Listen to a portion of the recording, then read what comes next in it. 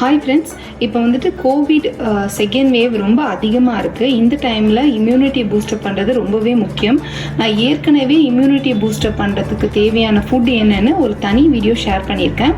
இப்போ வந்துட்டு என்னென்னா, நம்ம வீட்டில் எல்லாருமே கண்டிப்பாக பால் குடிப்போம். பால் மார்னிங் இல்லை ஈவினிங் நைட் ஏதாவது ஒரு டைம் வந்துட்டு கண்டிப்பாக ஒரு டம்ளர் பால் சாப்பிட்ற பழக்கம் நம்ம எல்லாருக்கும் இருக்கும்.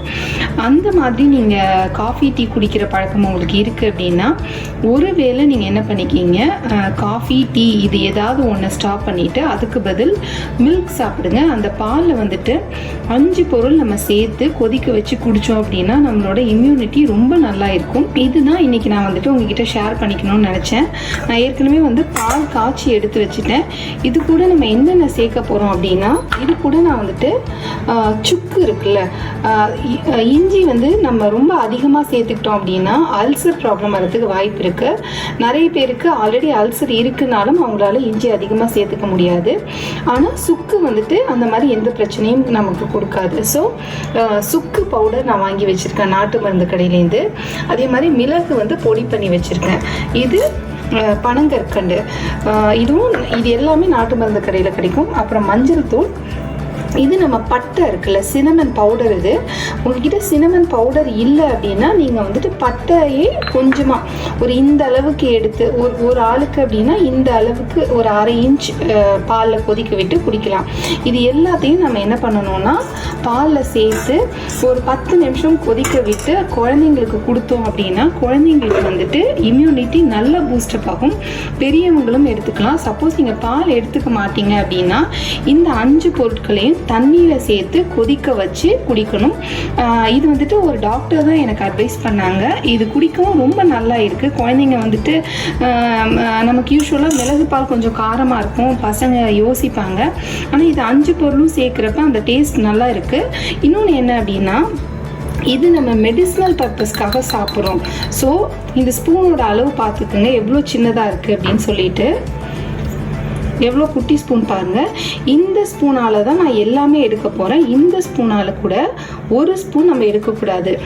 இந்த அளவுக்கு தான் எல்லாமே வந்துட்டு இந்த அளவுக்கு தான் நான் எடுக்கிறேன். எப்போவுமே இந்த மாதிரி மெடிசினல் ப்ராப்பர்ட்டி உள்ள பொருட்களை நம்ம உணவில் சேர்த்துக்கிறப்ப எந்த அளவு தேவையோ அவ்வளோதான் சேர்த்துக்கணும். அதிகமாக சேர்த்தோம் அப்படின்னா அது அந்த ஃபுட்டோட டேஸ்ட்டை ஸ்பாயில் பண்ணிடணும். இந்த மில்கை தான் வந்துட்டு பார்த்திங்கன்னா கோல்டன் மில்க் அப்படின்னு சொல்லுவாங்க. நான் ஏற்கனவே மென்ஷன் பண்ணியிருந்தேன். கோல்டன் மில்க் வந்துட்டு உடம்புக்கு ரொம்ப நல்லது. இது நம்ம டெய்லியுமே சாப்பிட்லாம். சளி பிடிக்காது, த்ரோட் இன்ஃபெக்ஷன் வராது, குழந்தைங்களோட இம்யூனிட்டி நல்ல டெவலப் ஆகும். இந்த கோல்டன் மில்க் எப்படி செய்கிறது அப்படின்னு இப்போ நம்ம பார்க்கலாம் வாங்க. நான் இதை வந்துட்டு ப்ரிப்பரேஷனும் உங்களுக்கு காமிக்கிறேன். இப்போ நான் பால் சட்டியில் 2 டம்ளர் பால் எடுத்துக்கிட்டேன். இது பசும்பால் கிடையாது, ஏற்கனவே காய்ச்சி ஆற வச்ச பால் தான். இப்போ நான் திரும்ப அதை சூடு பண்ணுறப்ப எல்லா பொருளும் சேர்த்து சூடு பண்ண போகிறேன். 2 பேருக்கு வந்துட்டு நான் எடுத்திருக்கேன். இது ரொம்ப அதிகமாக குடிக்கணும்னு தேவை கிடையாது. இது வந்து 100 ml டம்ளர். இதால் நான் வந்துட்டு ஒரு 2.25 டம்ளர் அளவுக்கு பால் எடுத்துக்கிறேன். ஏன்னா நம்ம கொஞ்சம் நேரம் கொதிக்க விடுறப்ப பால் சுண்டிடும்ன்றதுனால ஒரு 1/4 டம்ளர் பால் எக்ஸ்ட்ரா எடுத்துக்கிறேன். இந்த பாலில் வந்துட்டு நம்ம எல்லா பொருட்களும் சேர்த்துக்குவோம். முதல்ல நான் சுக்கு பொடி, இப்போ நான் வந்துட்டு 2 பேருக்கு நான் செய்கிறேன். சுக்கு பொடி சேர்த்துக்கலாம். அதுக்கப்புறம் மிளகு, குழந்தைங்க மிளகு ரொம்ப போட்டால் காரமாக இருக்குன்னு சாப்பிட மாட்டாங்க. இந்த அளவு மிளகு போடுறேன்னா. அப்புறம் மஞ்சத்தூள் ரொம்ப கம்மியாக போட்டால் போதும். இது கூட நான் சினமன், இதுவும் வந்து பார்த்தீங்கன்னா கொஞ்சமாக சேர்த்துக்கிறேன்னா. என்கிட்ட பவுடர் இருக்குது, அதனால நான் பவுடராகவே சேர்த்துக்கிட்டேன். அப்புறம் பனங்கற்கண்டு வந்துட்டு நம்ம ஒரு 2 டீஸ்பூன் அளவு சேர்த்துக்கலாம்.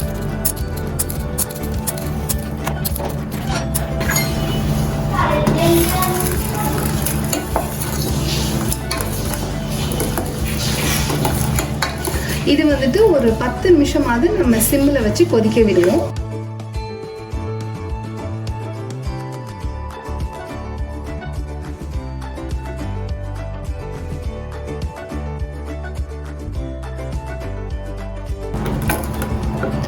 ஒரு 5 to 7 மினிட்ஸ் இதை நான் சிம்மில் வச்சுட்டேன். போதும். இதை நாம் இப்போ வடிகட்டிக்குவோம்.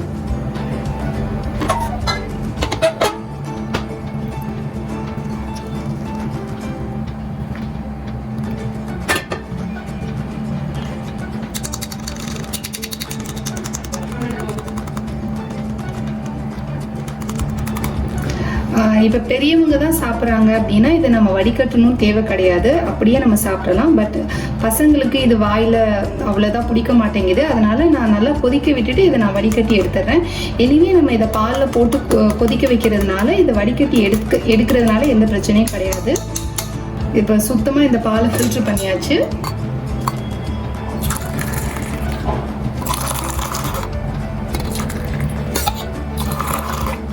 அவ்வளோதாங்க, இந்த பால் ரெடி ஆயிடுச்சு. இதை நாம் இப்போ குழந்தைங்களுக்கு கொடுத்துடலாம்.